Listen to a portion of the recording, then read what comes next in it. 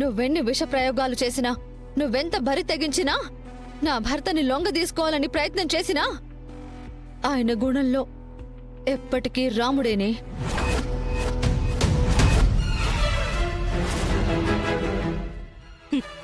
నీ రాముణ్ణి కాముడిగా మార్చేశాను.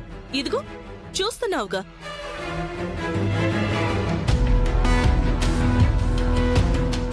చాలా చేసేశాడని క్లియర్గా అర్థం కావట్లేదా? చాలా క్లియర్గా అర్థమవుతుంది.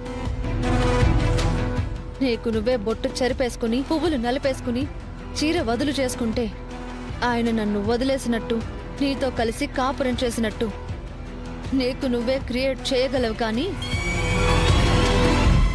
మా ఆయన మీద నాకున్న నమ్మకాన్ని మాత్రం ఏం చేయలేవు.